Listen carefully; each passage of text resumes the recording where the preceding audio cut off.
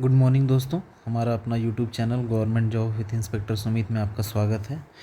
आज मैं इस वीडियो में आपको जीएसटी इंस्पेक्टर का जॉब प्रोफाइल के बारे में पूरी तरीके से बताऊंगा। जैसा कि मैं पहले से ही जीएसटी इंस्पेक्टर के रूप में कार्यरत हूं। सबसे पहली बात कि जीएसटी इंस्पेक्टर सीबीआईसी के अंतर्गत आता है, मिनिस्ट्री ऑफ फाइनेंस। इसमें दो बोर्ड्स होते हैं, एक सीबीआईसी और एक सीबीडीटी। सीबीआईसी मतलब central board of indirect taxes and customs. CBDT mean central board of direct taxes. इसमें इनकम टैक्स इंस्पेक्टर वगैरह आते हैं। सबसे पहले ये सीबीआईसी हमारा जीएसटी इंस्पेक्टर का ये मेन बोर्ड जो होते हैं वो सीबीआईसी होते हैं।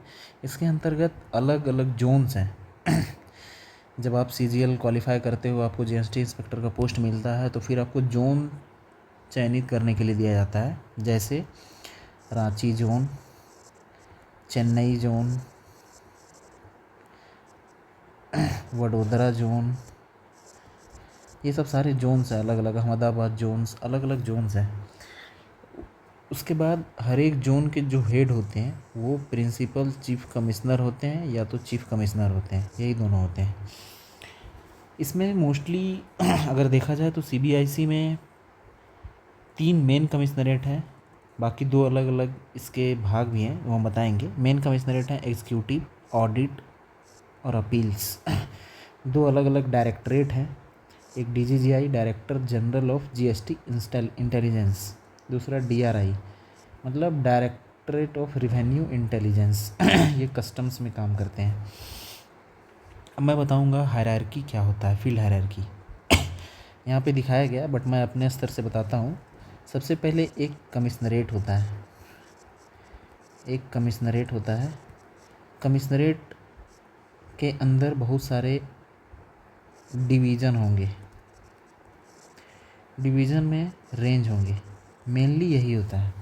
कमिश्नरेट का जो हेड होता है वो कमिश्नर होता है, जो जनरली आईआरएस होते हैं। उसके बाद डिवीज़न होते हैं। ये डिवीज़न के हेड या तो असिस्टेंट कमिश्नर या फिर तो डिप्टी कमिश्नर होंगे। फिर रेंज होते हैं। डिवीज़न के अंदर बहुत सारे रेंज होते हैं। जो रेंज मतलब कहने का मतलब ये है कि रेंज होंगे। रेंज के जो हेड होंगे वो सुपरिंटेंडेंट होते हैं, सुपरिंटेंडेंट होते हैं। और सुपरिंटेंडेंट के नीचे एक इंस्पेक्टर होते हैं। जनरली सबसे छोटा जो इकाई है वो मतलब एग्जीक्यूटिव कमिश्नरेट का वो मेन होते हैं। वो रेंज होता है छोटा इकाई, सबसे छोटी इकाई जो है वो रेंज होती है। उसमें उसके हेड सुपरिंटेंडेंट और एक इंस्पेक्टर, मतलब एक रेंज में एक सुपरिंटेंडेंट और एक इंस्पेक्टर होते हैं। इसमें हमारे जो 3 मेन कमिश्नरेट होते हैं वो कौन कौन से हैं? एक एग्जीक्यूटिव, दूसरा ऑडिट, तीसरा अपील। ये 3 मेन कमिश्नरेट होते हैं। इसको तीनों के अलग अलग काम है, हम आगे बढ़ेंगे उसको। सबसे पहले एग्जीक्यूटिव कमिश्नरेट। एग्जीक्यूटिव कमिश्नरेट में जो मेन मतलब एक तरह का समझिए कि वो एडमिन ऑफिस होता है। एडमिन ऑफिस होता है। एडमिन ऑफिस में क्या क्या होंगे उसमें रजिस्ट्रेशन अगर किसी को लेना है, रजिस्ट्रेशन से संबंधित कुछ समस्या है, और वहाँ पे जो रेंजेस होते हैं हर रेंज के अपने अपने एरिया होंगे, उसमें कुछ टैक्स पेयर होंगे, और वो उनके कंसर्न सुपरिटेंडेंट इंस्पेक्टर के पास उनका एक्सेस होता है, जिसका वो रिटर्न को स्क्रूटनी कर सकते हैं, ई वे बिल, ये सब कुछ कुछ चीज़ें हैं। इसमें एक चीज़ आएगा मेन, एक एंटी इवेजन करके एक ब्रांच होता है, एंटी इवेजन, जिसे प्रिवेंटिव के नाम से भी जाना जाता है। इसमें क्या होगा? इसमें आपको रेड, मतलब जिसको रेड कहते हैं जनरली, बट हमारे जीएसटी के भाषा में अगर जाएँ तो इंस्पेक्शन और सर्च कहा जाता है। ये जनरली इनका वारंट किसी कंपनी के नाम पर इशू किया जाता है। वो एडिशनल कमिश्नर या जॉइंट कमिश्नर के सिग्नेचर के थ्रू इशू किया जाता है। ये जनरली जीएसटी का सेक्शन 67 के तहत इशू किया जाता है। इसमें आपको थ्रिलिंग जैसा मतलब वर्क का अनुभव मिलेगा। आपको जाइएगा मतलब कंपनी में, मतलब कोई भी कंपनी होगा उसके प्रीमाइसेस पे आप उसका डॉक्यूमेंट्स को इन्वेस्टिगेट कर सकते हैं, ज़रूरत पड़े तो इन डॉक्यूमेंट्स को ला सकते हैं, फिर टैक्स पेयर को बुला करके उसका स्टेटमेंट रिकॉर्ड करना, ये सब सारे प्रोसेस हैं इसके। दूसरा है ऑडिट कमिश्नरेट।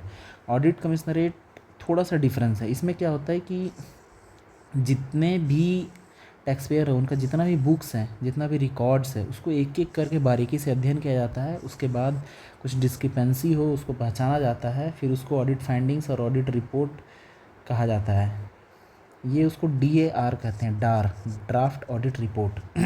ये एक उसका एक पार्ट है। एक्चुअली मैं ऑडिट में अभी तक रहा नहीं हूँ, इसके लिए मैं इसके बारे में पूरे डिटेल से नहीं बता सकता हूँ, बट ये मैं इतना कह सकता हूँ कि ये मतलब उसका जो भी टैक्स पेयर्स हैं जिसके नाम पे जिसके यहाँ ऑडिट किया जा रहा है, उसके जितने भी रिकॉर्ड्स हैं सारे को बारीकी से अध्ययन किया जाता है। अगर कोई डिस्क्रिपेंसी मिले तो उसको ये इंटीमेट किया जाता है टैक्स पेयर को। उसके आगे फिर अपील्स कमिश्नरेट। मैं फ़िलहाल अभी अपील्स कमिश्नरेट में पोस्टेड हूँ, इसके बारे में अच्छे से बता सकता हूँ। यहाँ पे अपील्स में 2 कॉम्पिटेंसी होता है। एक होता है कमिश्नर कॉम्पिटेंसी,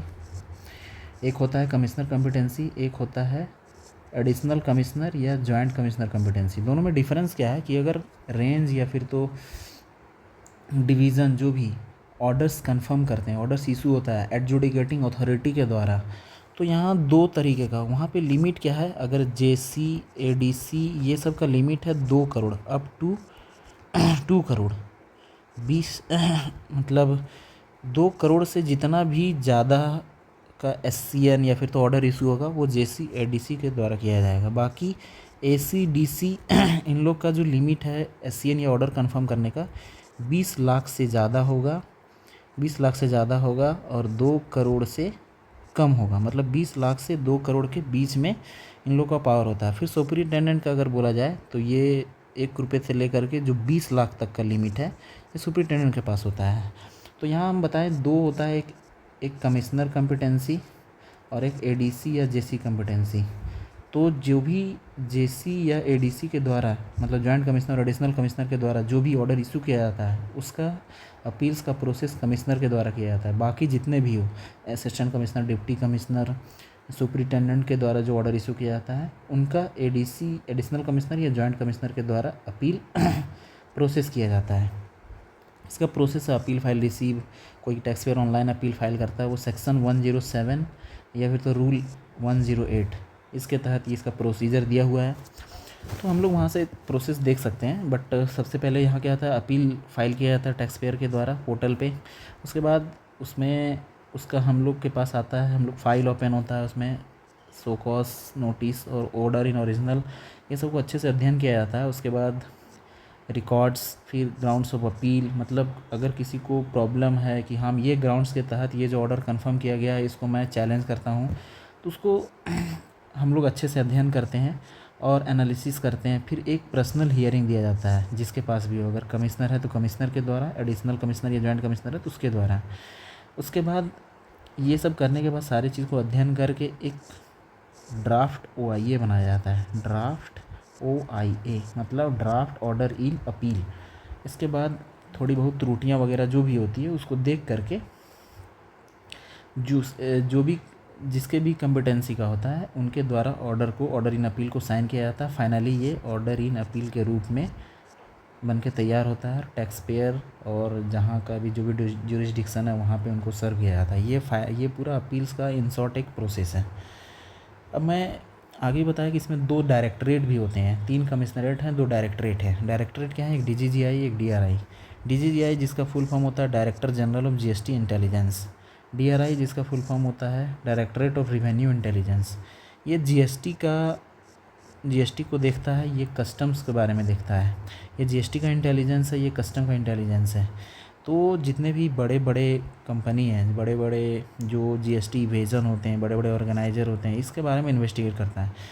हमने पहले ही बोला था कि एग्जीक्यूटिव में भी सर्च या इंस्पेक्शन होता है, ये भी है, बट इसमें क्या है थोड़ा बड़े बड़े कंपनियों का जो ये GST का इवेजन किया जाता है बड़े मात्रा में, या फिर तो कुछ कुछ कंपनी होती हैं जो उसका सिस्टर कंसर्न होती हैं, सिस्टर कंसर्न्स, जैसे 5-6 स्टेट में या 5-6 जगह फैला हो, तो वहाँ पे DGGI वगैरह जो काम करती है, मतलब यहाँ पे भी थ्रिलिंग वर्क देखने को आपको मिलेगा। DRI में क्या है, ये हम लोग वहाँ पे जाते हैं, मतलब कस्टम्स का जो भी इंटेलिजेंस वगैरह होता है, असिस्टेंट का था सर्च वगैरह, सीजर इन्वेस्टिगेशन प्रोसेसिंग, वहाँ पे मतलब कस्टम्स में या तो एयरपोर्ट हो या लैंड कस्टम हो या ये सब जगह में DRI का पोस्टिंग होता है। तो मतलब ये टोटल 5 विंग कह सकते हैं आप। एक executive commissionerate, audit commissionerate, appeals commissionerate, DGGI और डीआरआई, ये 5 है। इसमें क्या क्या हम लोग को ध्यान देना होगा? Law, data, accounts, drafting, field work, investigation, analysis, ये सारे चीज़ें। तो सबसे अगर मतलब कह सकते हैं कि जीएसटी इंस्पेक्टर एक ऐसा जॉब है जो आपको ऑफिशियल जॉब्स का भी एक्सपीरियंस देगा, फील्ड वर्क का भी एक्सपीरियंस देगा, इन्वेस्टिगेशन कर सकोगे आप, मतलब सारे तरह के लाइफ को आप जी सकते हो। यहाँ पे 2-2, 3-3 साल में कमिश्नरेट आपका चेंज होते रहता है, डिपार्टमेंट चेंज होता है। कभी आप ऑडिट में जाओगे, कभी आप डीजीजीआई में जाओगे, कभी आप डीआरआई में जाओगे। इस तरीके का मतलब चेंजेस होते रहते हैं। तो हम लोग ने पढ़ा कि 5 अलग अलग कमिश्नरेट हैं इसके, 5 विंग हैं, 3 कमिश्नरेट और 2 डायरेक्टरेट, डीजीजीआई और डीआरआई। तो मैं यही बोलना चाहूँगा कि जीएसटी इंस्पेक्टर ओवरऑल देखा जाए तो लेवल 7 की पोस्ट है, अच्छी है। 4600 ग्रेड पे की जॉब है, 44,900 इसकी बेसिक होती है स्टार्टिंग में। उसके ऊपर डीए, एचआरए, टीपीटी वगैरह ये सब मिलते हैं आपको। अगर मैं यही बोलना चाहूँगा, अगर आप कोई तैयारी कर रहे हो अभी सीजीएल का, तो जीएसटी इंस्पेक्टर पे अगर आप लेना चाह रहे हो, बनने का सपना देख रहे हो, तो मैं यही कहूँगा कि थोड़ा अच्छे से मेहनत कर लीजिए, ताकि अगर एक बार में आप अच्छे से मेहनत करोगे और एक ही बार में अगर होम पोस्टिंग मिल जाए, तो लेवल 7 प्लस होम पोस्टिंग, इससे बढ़िया आई थिंक कुछ नहीं हो सकता। UPSC is different thing, but अगर उसको अगर हम छोड़ दें तो GST inspector level 7 plus home posting मतलब बहुत अच्छा है। कहने का मतलब ये है ना कि जीएसटी, इसलिए मैं बोल रहा हूँ कि जीएसटी एक ऐसा वैकेंसी है सीजीएल में जो मोस्टली सारे स्टेट्स में इसकी वैकेंसी होती है। बाकी सारे में होते हैं, लेकिन इसमें नंबर्स ऑफ वैकेंसी भी as compare to other post ये थोड़ा ज़्यादा होता है इसमें। इसलिए अच्छे से प्रिपरेशन करें, एक बार में होम पोस्टिंग लेने का प्रयास करें। अगर होम पोस्टिंग नहीं होता, नियर बाय स्टेट्स भी अगर हो जाए तो ज़्यादा बेटर रहेगा। आई होप सो ये वीडियो आप लोग को पसंद आएगा। अगर अच्छा लगेगा तो शेयर कर दीजिएगा। Thank you.